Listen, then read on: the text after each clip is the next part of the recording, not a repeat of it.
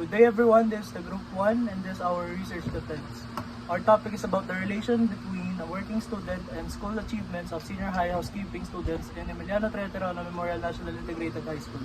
I am John Manuel de Torres Buenga, the leader of this group, and these are my members, Dean Lorenzo Velasco, Emily Jane Roldan, Bernardo Idriel, and Jillian Vidal.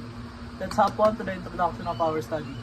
Introduction. Most people agree with Work Integrated Learning, or WIL, is vital for giving recent graduates the employability skills they need to succeed in the job market. Recognizing the limitations, working students, educators can provide flexibility in deadlines or offer alternative assessment methods to accommodate their unique circumstances. While the financial independence gained through employment can be liberating, concerns often rise about its potential impact on academic performances. And let's hop on to our statement of the problem. The main objective of the statement of the problem is to aim and get the information and opinions about the relationship between working students and academic performance of housekeeping students in senior high school, Emiliano Treterano Memorial National Integrated High School. And this study specifically aims to find the perspectives and insight of samples and senior high housekeeping students in Emiliano Treterano Memorial National High School, school year 2023 and 2024. Specifically, the study sought to find the answer to the following questions. Number 1, what is the demographic profile of the respondents in terms of age, grade level, and academic performance? And number 2, what challenges does the student face in balancing employment and school?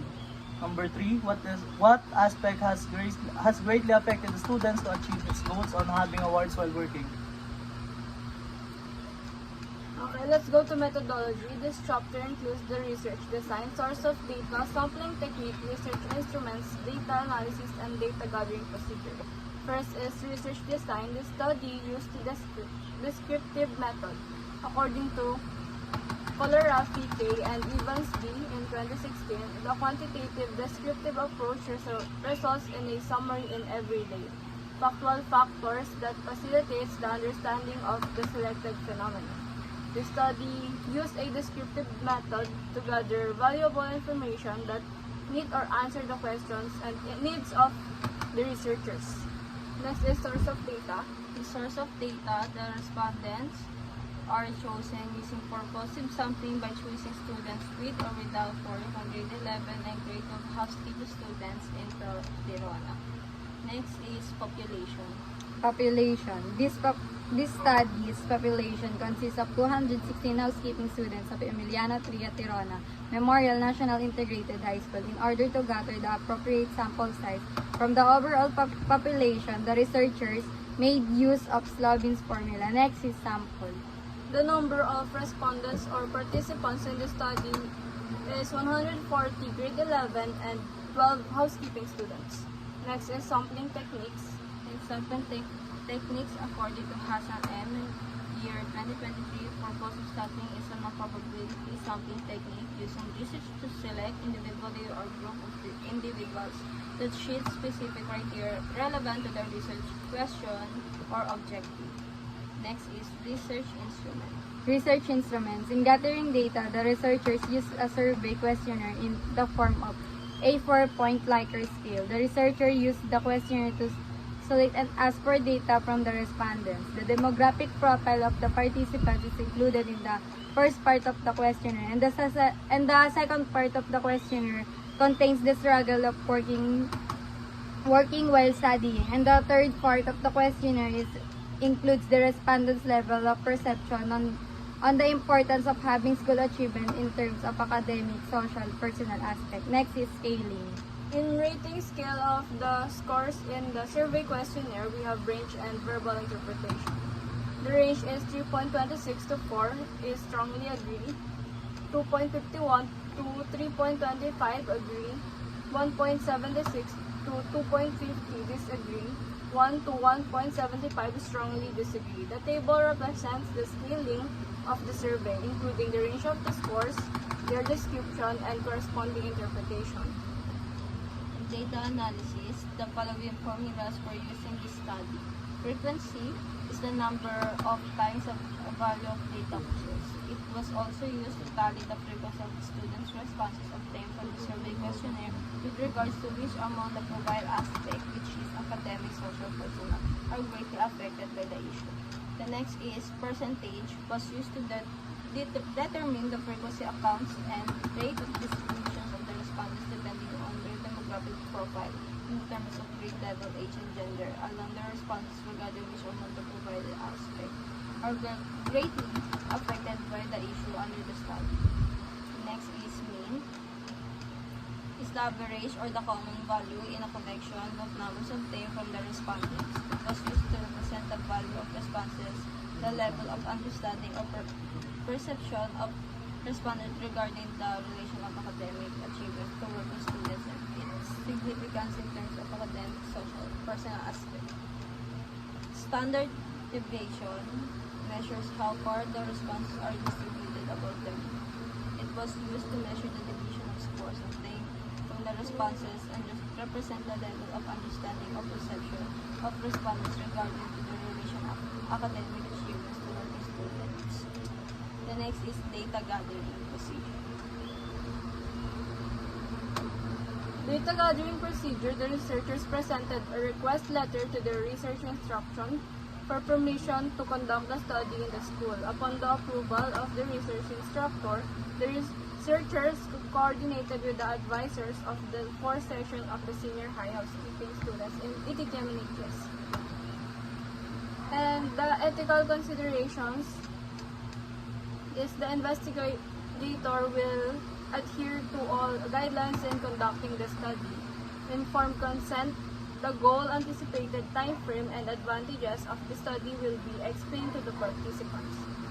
Recruitment of the respondents, the planning and execution of the responder recruitment shall be done ethically and with great care. Informed consent. The goal, anticipated time frame, and advantages of the study will be explained to the participants. We shall use systematic random sampling to obtain representative sample of the population. Recruitment of the respondents. The planning and execution of the responder recruitment shall be done ethically and with great care.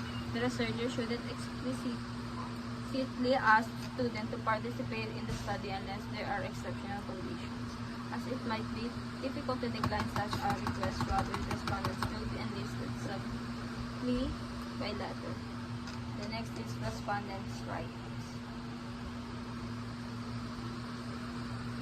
Of respondents' human rights will be the main focus of this study. The researcher will guarantee that every study endeavor, especially when collecting data through in-person distribution of survey questionnaires, adheres to the strictest guidelines of safeguarding human rights and safety. The next is privacy and confidentiality.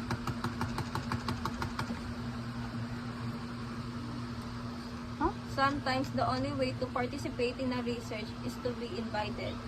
An official letter inviting the students to participate in the study, for example, will be sent. Private interest must be considered in recruitment procedures.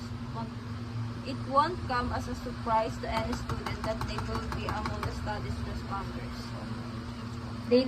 Data handling and storage. The researcher themselves is the custodian of the study data and is responsible for data processing and storage. Last is research misconduct. The researcher will make sure that plagiarism, fabrication, and other forms of research misconduct are never performed. To the results and discussion, this chapter presents the data collected from the study. It contains the tabulation of the demographic profile as well as tabulation of the demographic profile as well as tabulation analysis and discussion of the responses provided by the respondents of each statements on the questionnaire.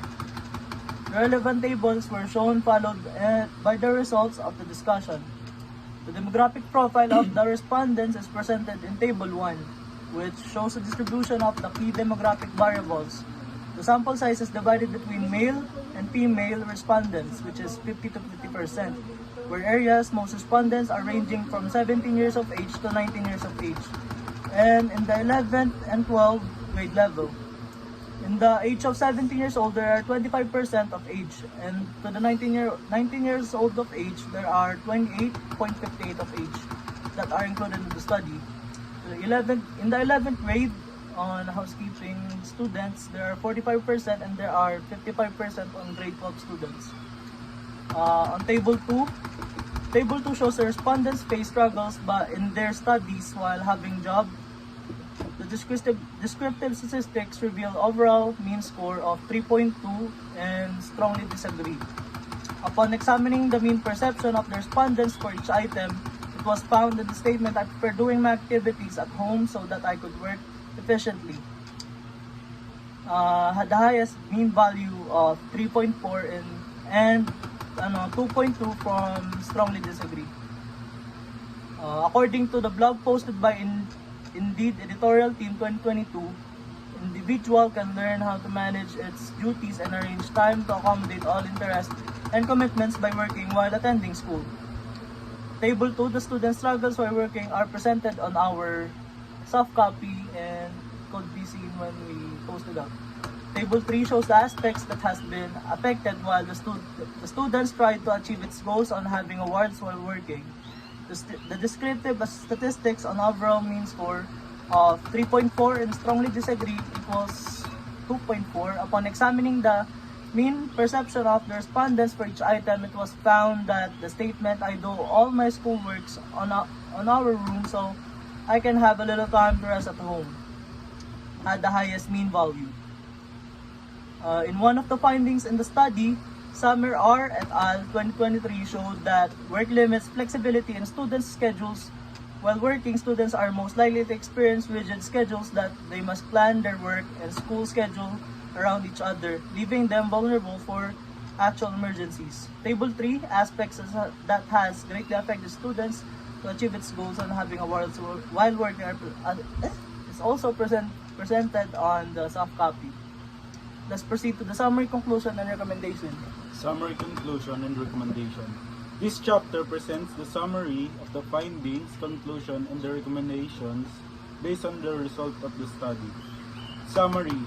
This study, entitled "The Relationship Between Working Student and School Achievements of Senior High Housekeeping Students in Emiliano Triaterona National Integrated High School," was conducted in Emiliano Triaterona Memorial National Integrated High School during the school year 2023-2024. Generally, this study aimed to gather information and perceptions about the relationship between working students' academic performance and housekeeping senior high school students' academic results.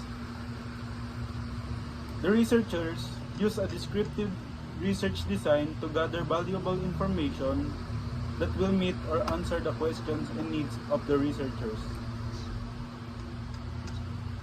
In terms of the respondents' struggles faced while working studying, they agreed that struggles are evident while juggling both.